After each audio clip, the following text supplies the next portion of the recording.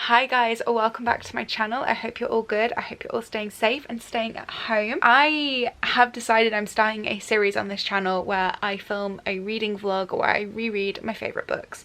And I'm starting this with an old favourite. I'm starting this with A Court of Thorns and Roses. I've only reread this once before, so this will be my third time reading this book, and I am actually really excited to get stuck into it. This will be a spoiler-filled vlog, so if you don't want to get spoiled, this perhaps isn't the one for you. But if you don't mind spoilers, then from now on, there'll be spoilers. But yeah, I'm gonna get stuck into this tonight. I'm so excited to revisit the world. I am just honestly so here for it. I haven't delved into Feyre's world for a good couple of years now. I think it was 2017 the last time I read these books. So yeah, very excited to get stuck in. Please excuse my no makeup puffy face. I don't know why my face looks so swollen tonight. It is what it is. I'm gonna go clean my teeth. I'm gonna get stuck into a little bit of Netflix first, and then we are going to begin the reread, and I am so stoked. Okay guys, first update from me. I'm about 4 pages in, and I had totally and utterly forgotten that Feyre thinks, like, is already aware that the wolf could be a fairy. Like, I for some reason thought that she didn't realise and killed a wolf that she thought was just a wolf, but she's literally sat in the tree thinking like, this could be a fairy. Do I just kill it and rid the world of another fairy? Or it could be a beast from Prythian.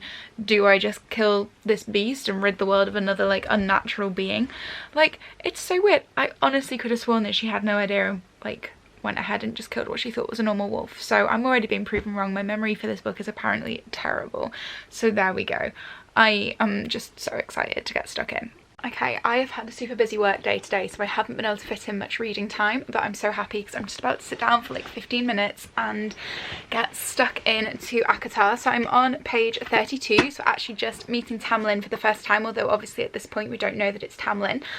It's actually taken me a little bit more like time to kind of get into than I thought it would do, and I vaguely remember this happening the first time I read this as well, because I read this after reading the Throne of Glass series. One of my old friends told me that this was better. She read this series first and then read Throne of Glass and couldn't get into Throne of Glass, and I had the similar kind of thing where I'd read Throne of Glass and loved it and struggled to get into this, but then I did love this book and the rest of the series as well. So yeah, I've struggled to kind of get into it stages because I've been picking it up for 5 minutes here and there with work, and I always do find the start of this quite slow.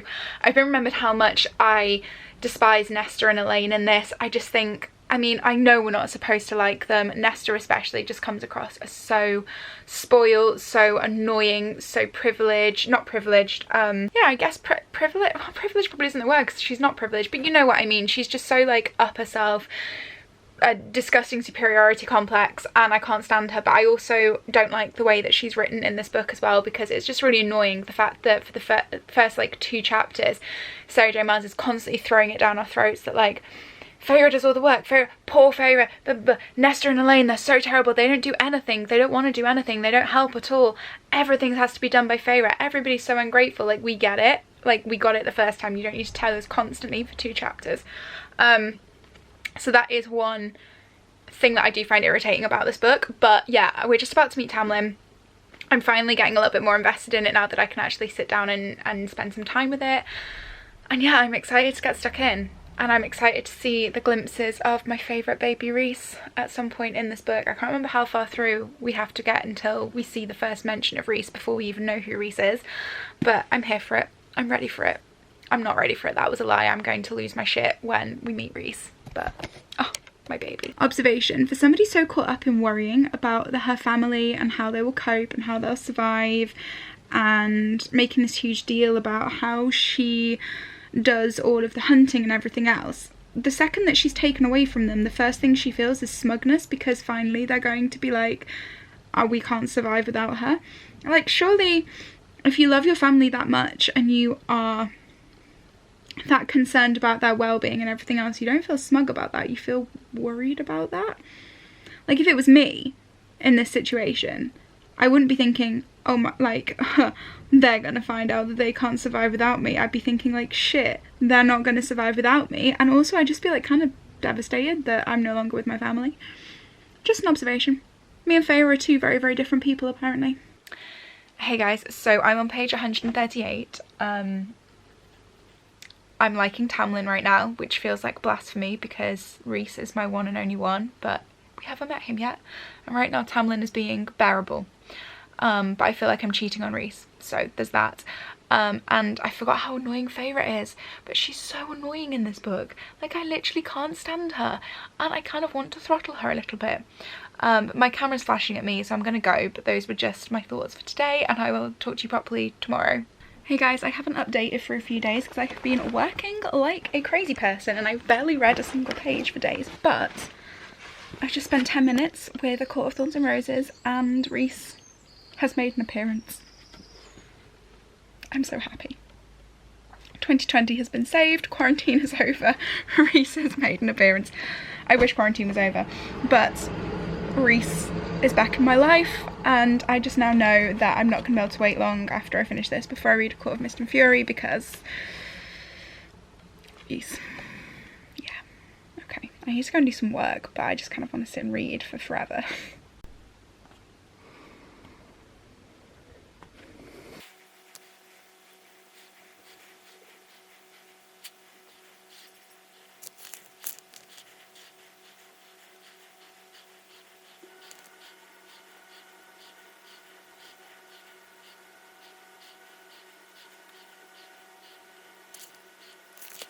Hi guys, okay, first of all, please excuse this, I'm trying to heal my skin, you know.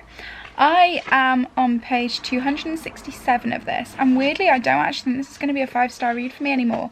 Like, it always had been a 5-star, and now I think maybe a 4. It's not that I don't like it, like I do, it's just, I don't know, there's something missing. I don't really like, I'm not invested. Like, I'm enjoying reading it, but I'm not invested, and in the past I have been invested. However, I do think that is partly circumstantial. Obviously the world is crazy right now, my brain is not really like in a engaged mood with anything. Like, obviously I'm still mildly freaking out every single day, and I'm also not having enough time to really sit down and read the same as I used to. Like, I've had like a good chunk of reading time today, but this has been the first time this week that I've been able to sit for like longer than 10 minutes with it.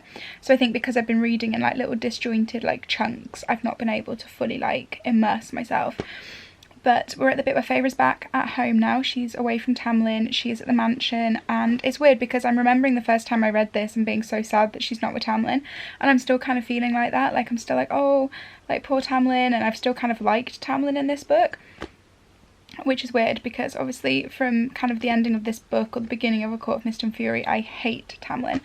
But yeah, that's where we're at. She's about to have the ball in her honour. Nesta has announced that the glamour that Tamlin put on them when he took Feyre didn't work, so things are about to get very interesting, and I can't really remember how things unfold from here, so I'm quite excited. Oh my god, Feyre is so dramatic. Like, I get that you love Tamlin, I get it, but would you really want to die for him?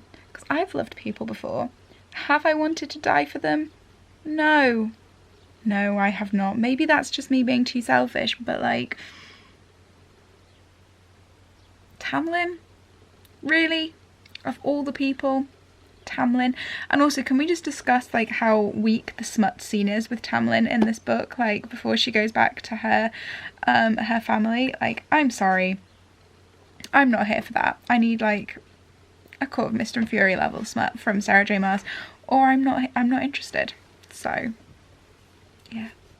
Hi guys, it is Monday. It's actually a few days after I finished my reread of A Court of Thorns and Roses. I have been really bad at updating this channel, my other channel. I've been terrible at vlogging, I've been terrible at making videos in general this past month. Just think it's just the general overwhelm of lockdown, to be honest, but it's fine. I'm here now. I'm going to end this vlog and give you my thoughts on A Court of Thorns and Roses as it stands in 2020. So, A Court of Thorns and Roses. This, I mean, normally I give this book a 5-star rating, like every single time I've read it, but this time I've actually dropped it down to a 4-star. I still really enjoyed it. I still loved it. It's still Sarah J Maas. It's still, you know, one of my favourite of her worlds that she's created, although technically all of her worlds are my favourite. And yeah, I just still enjoy it, but I just didn't enjoy it as much as I used to, and I think it's possibly because my reading experience is very different this time. I was struggling to find the time to read, I was struggling to find the motivation to read. I obviously am really busy with work right now, so I've just been kind of grabbing 10 minutes here and there where I've been able to read, rather than kind of sitting down properly and actually getting stuck in. So that was kind of frustrating, and I think maybe if I'd had the time to really just delve in and read for a few hours each time, I would probably have enjoyed it a lot more, because the latter part of the book, where I did get to sit for a couple of hours and just really just finish it in one sitting, I did really enjoy. So that's kind of frustrating. It was nice to be back in my favourite world again. It was nice to be back with these characters again. Weirdly, this time I found myself not hating Tamlin, and the only time I found myself not hating Tamlin was obviously the first time I read A Court of Thorns and Roses, before you find out everything you find out in the following two books.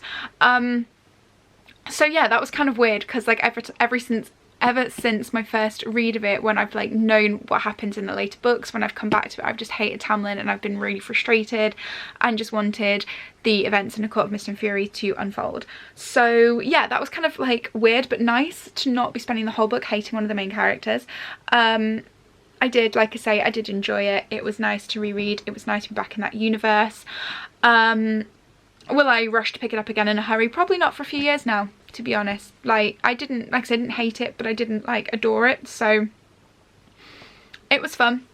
It was nice to be back with those characters, but I'm not in any crazy rush to pick it up again. I will, however, carry on this Rereading My Favourites series on YouTube, and of course I will, as part of that, reread the rest of the acotar trilogy.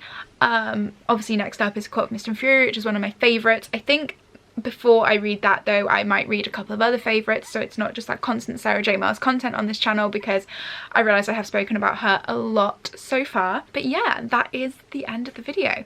So I hope you guys have kind of enjoyed this. I know my reading vlog wasn't great. Like, I actually vlogged both weeks of my reading experience for the owls this year, and then I've just decided not to post them because I just was not happy. Like, I need to figure out how to film reading vlogs better. But I hope you enjoyed this nonetheless. If you did, it would mean the world to me if you subscribed, if you gave it a thumbs up, if you let me know in the comments. And yeah, I will catch you guys in my next video. Bye.